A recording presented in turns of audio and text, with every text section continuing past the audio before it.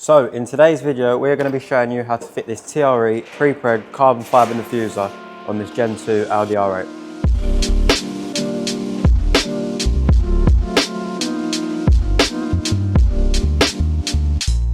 So for this install, you will need a 1/2 inch impact gun, a drill, a riv nut gun. You're going to need a ratchet with a 10mm socket, a T20 and T30 Torx bit, a drill bit, a Dremel bit, 2 rivets, 17mm socket, flathead screwdriver, and then finally a trim tool. So step one is going to be getting the car up in the air. We definitely recommend using a ramp for this install as it is quite a technical install. However, you can get away with just using 2 jacks, but for today's video, we'll be getting the car up in the air on the ramp. So step 2 will be removing the rear wheels.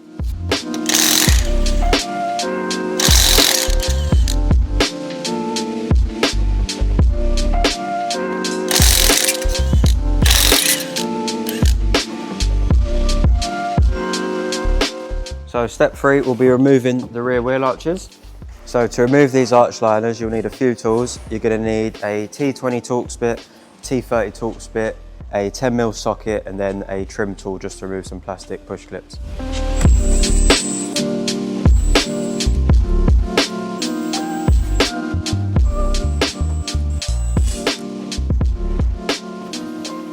So once you've removed all the bolts and clips, you can now start pulling the arch liner out.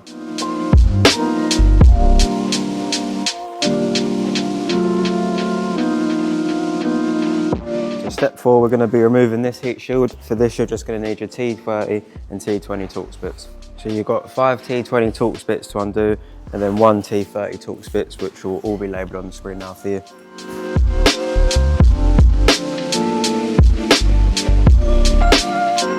And finally, you've just got 1 more Torx bit up here in the corner, and once you remove that, the heat shield will be ready to come out.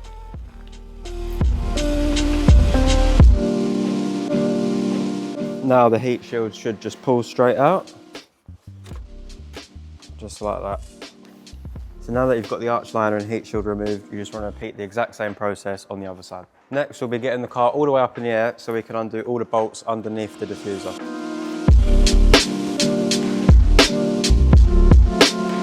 So now the car's up in the air, we have 14 T20 Torx screws lining the bottom end of the diffuser, which we'll be undoing now.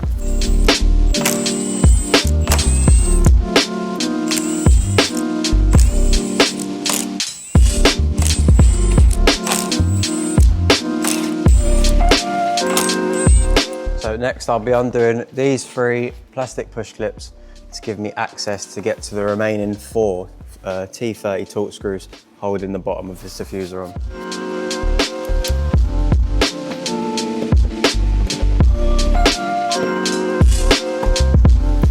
So with them clips undone, we can now get access to the last 4 T30 Torx screws holding this bottom of the diffuser on.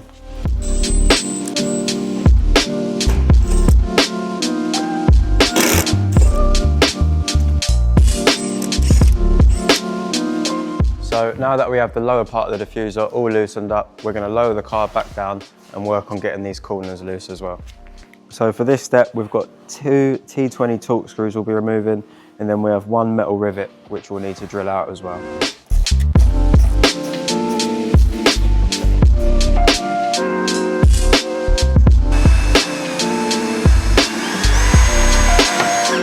So now you just want to repeat the exact same on the other side. So next step will be to start pulling away at these clips. Now these top ones do come off pretty easy, but the ones down the side here are pretty tight. So it definitely helps if you get a screwdriver around the back and just pry at them clips while gently pulling on the outer side. So now we have this corner piece off. We're going to repeat the same process on that corner, and then we'll be working on getting the middle part of the diffuser off. So once you've got both end pieces off, you can now start pulling away at this center piece. And this is all just clips along the top edge, all around here. So all it takes is a bit of force and it should pop straight off.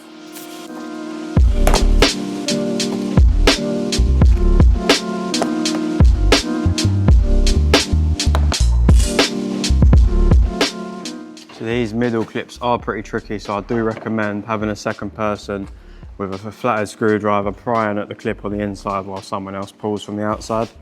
And once you have got that all unclipped, all you now need to do is just unclip the wiring harness from the diffuser, and then it'll be all ready to remove from the car.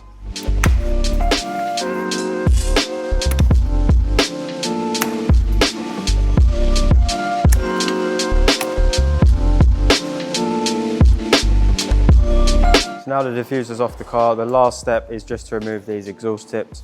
You'll just have 3 T30 torque screws on either exhaust tip.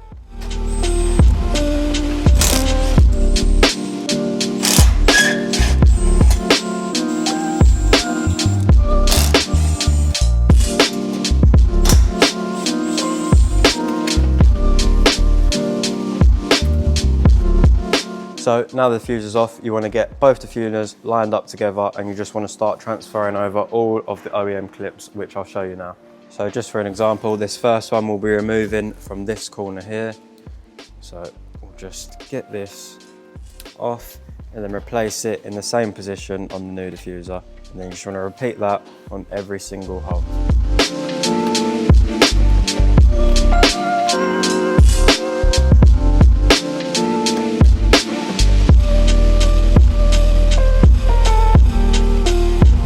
So there's 14 OEM clips you're transferring over to the new diffuser. Once you've done that, you'll be transferring over the exhaust tips. This new diffuser comes with bolts provided, so there'll be 3 10mm bolts either side, so we'll get them bolted on now. So one little tip when you're installing the exhaust tips is when you're doing the first one, you just want to rest the other one on the other side of the diffuser, because these do weigh quite a bit, and sometimes when you're installing one and there's no weight on the other side, the diffuser can tip off, and that's the last thing you want to happen.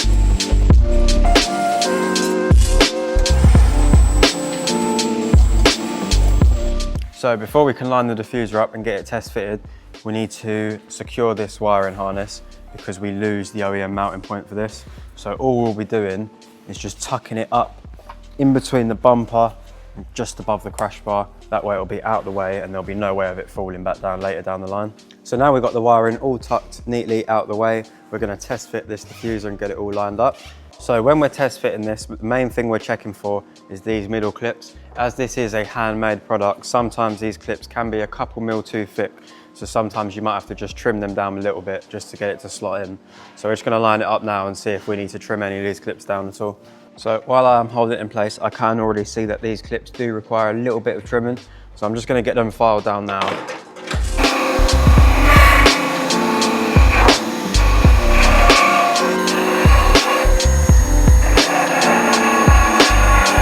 So we've trimmed these down now, about 1.5 millimeters. We're just going to test fit it again. So as you can see, we've got the diffuser all clipped in. For this step, I would recommend grabbing a second pair of hands if you can, as it is a bit tricky to do by yourself.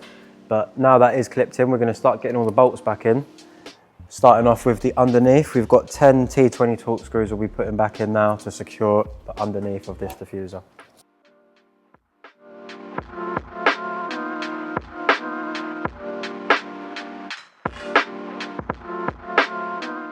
Once you've got them 10 T20 torque screws all tightened up, you just want to grab your 3 plastic push clips that we removed from the under tray, and we'll just be popping them back in now.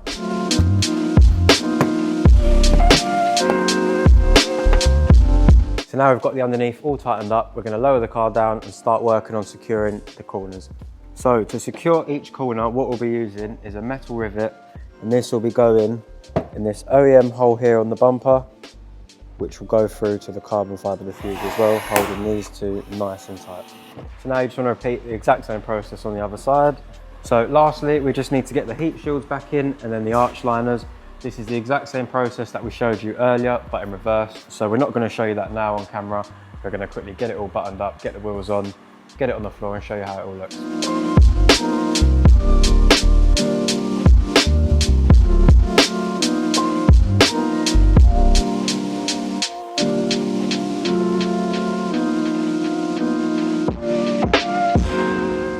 So that is the TRE Gen 2 Audi R8 Diffuser all installed now.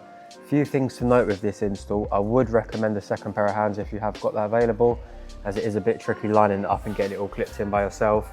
And the other main thing to note is, like I said earlier, these middle clips sometimes do require a bit of dremeling to get a snug fit.